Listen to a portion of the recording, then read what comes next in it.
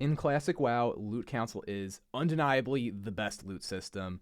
Now, when it comes to MMOs at large, I think there's an argument for something like personal loot as being a better system, but in Classic, Loot Council's the best. Here is the key thing you need for your Loot Council to make everybody happy.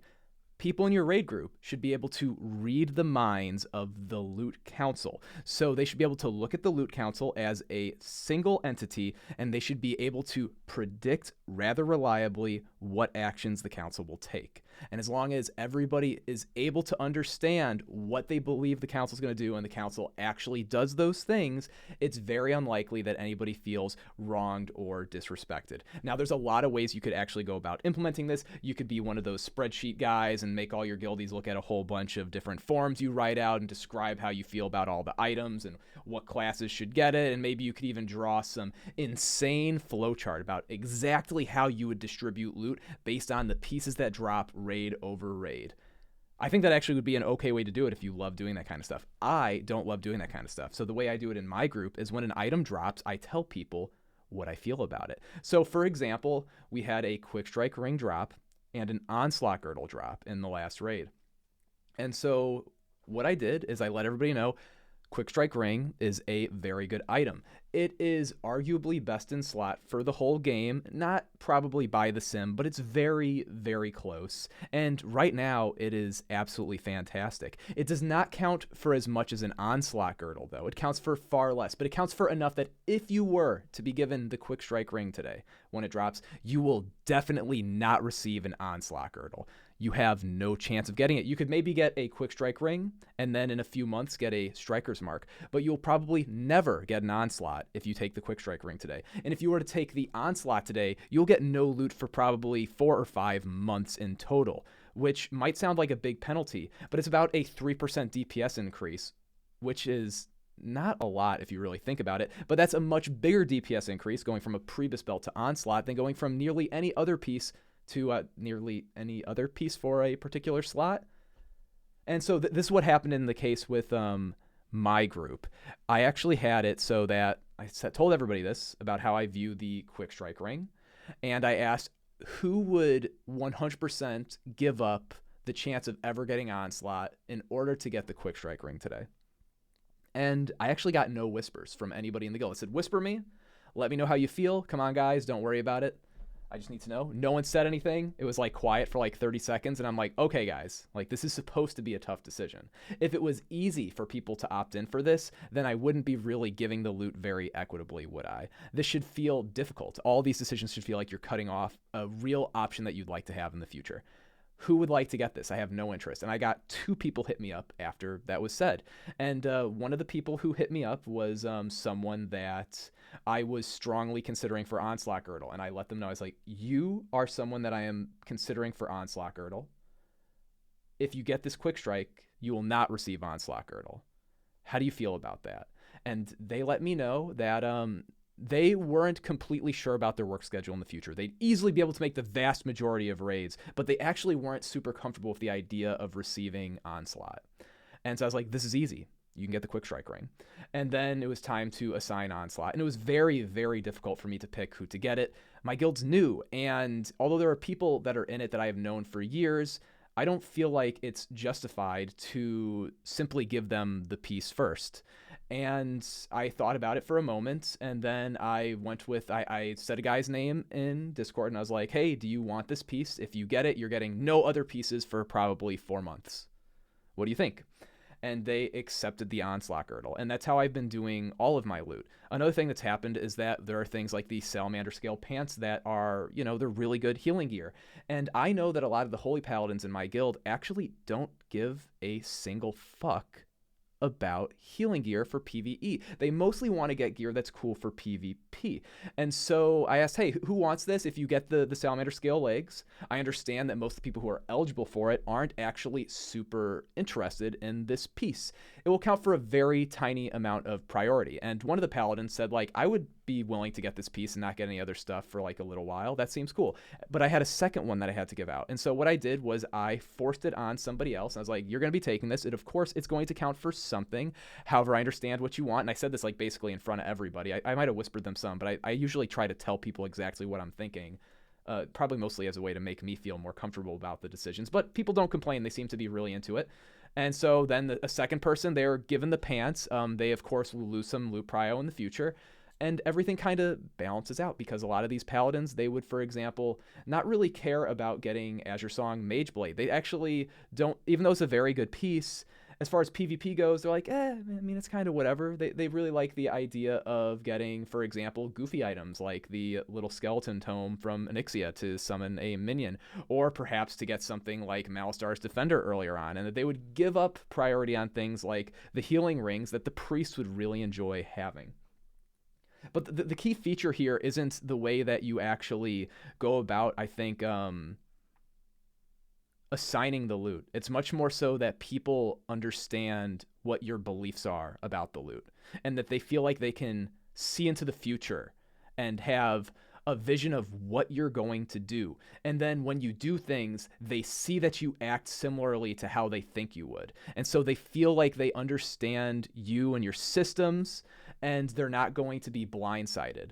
And then to create a culture where people are able to bring up why loot goes a certain way and to be able to talk about the reason. So another one is before we did an Onyxia weeks ago, I let everyone know, I was like, hey guys, so this is how I feel about the loot on Onyxia.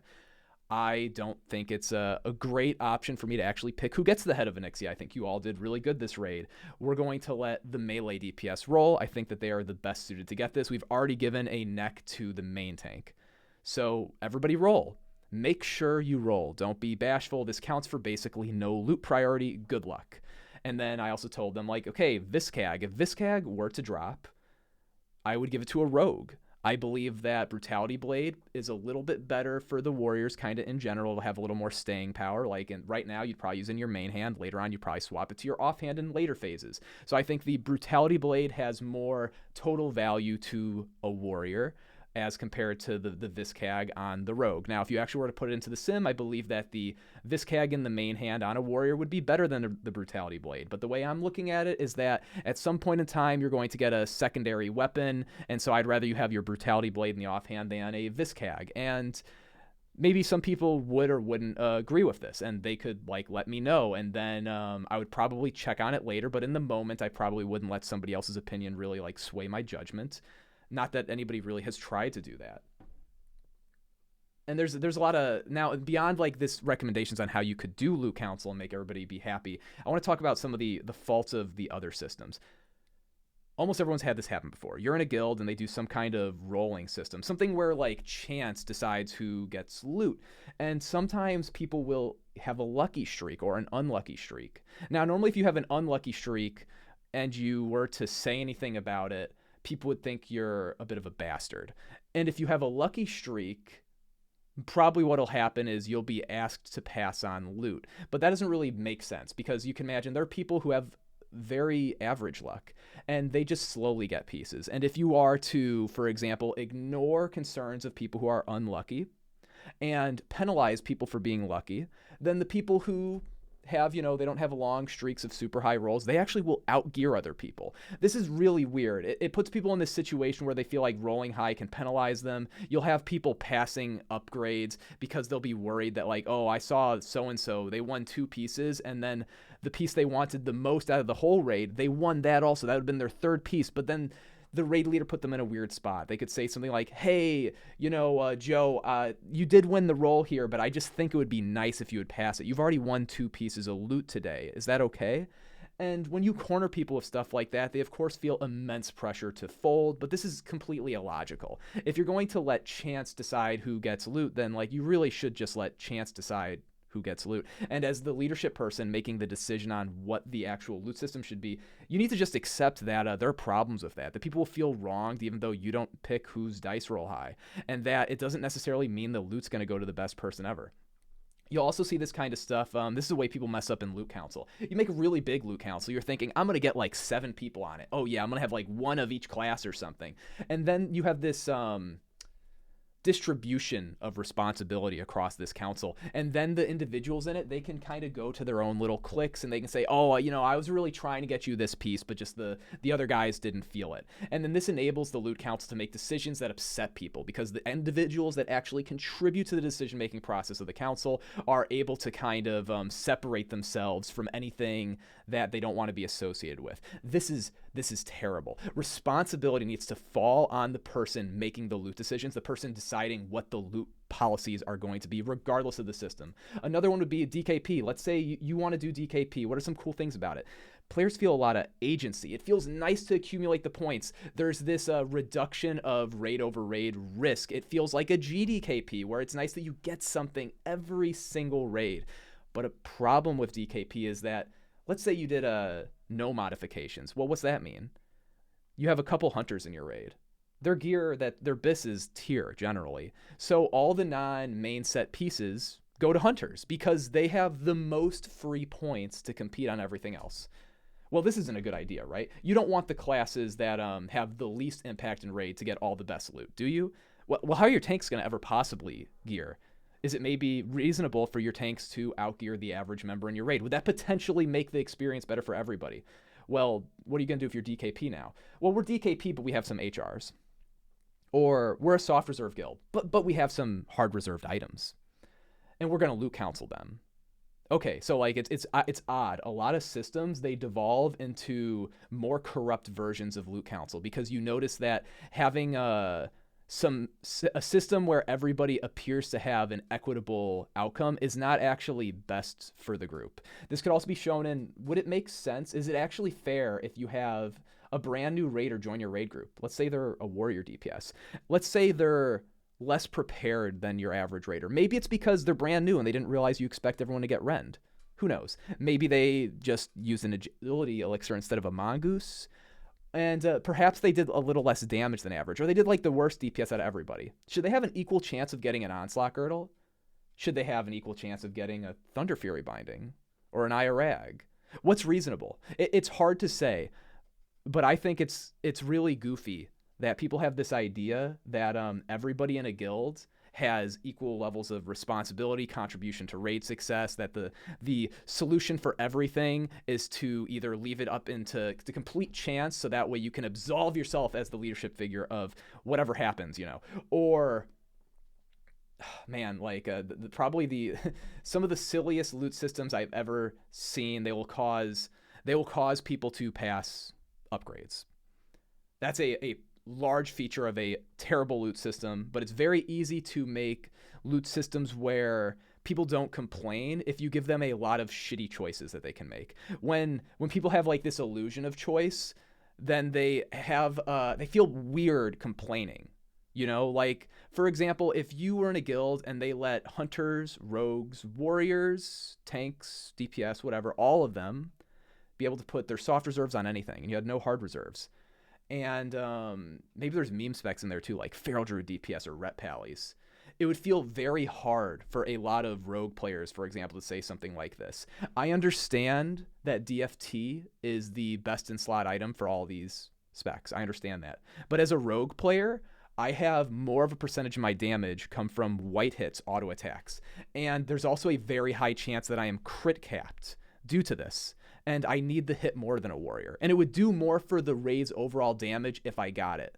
And God forbid a hunter or a feral druid or a ret paladin got it instead of a rogue or a warrior. There's so many ridiculous decisions that get made about loot because leadership figures are scared to feel responsibility. You can use almost any loot system, and as long as people feel like they can predict how things will go, they will at least feel like they shouldn't complain. Hopefully, in an ideal world, they feel no negative emotion about the way the loot goes at all, and that's the real reason that there are no complaints. I'd like to think that in my group, people think that the loot is being handled in a very fair way, and by fair, I mean that it's to the benefit of the raid group, and also that I am predictable. So I don't know, if you run a raid team and you're trying to decide how to do stuff for loot council, I think you can honestly do almost anything. As long as people are able to constantly question your decisions, gain insight into how you think about things, and just don't be a shady motherfucker. By the way, if you're looking for a raiding guild, our name's Control Freak. Any of us can G-invite. Hit me up in Discord. I'd love to talk to you. We're going to raid Saturday, 2 p.m. Eastern. I mean, we already are raiding at that time. You need to have full world buffs and consumes. I don't have a lot of spaces for non-warriors and priests, but hit me up no matter what you are. I'm making a second raid team. It's probably going to be at 9 p.m. Eastern on Thursday or Wednesday, but it might be at 7 p.m. Eastern. I haven't decided yet. Thanks for watching, guys. Catch you later. Oh, and by the way, if you hated my last video about PvPers, fuck yourself. A lot of PvPers are toxic. Sorry.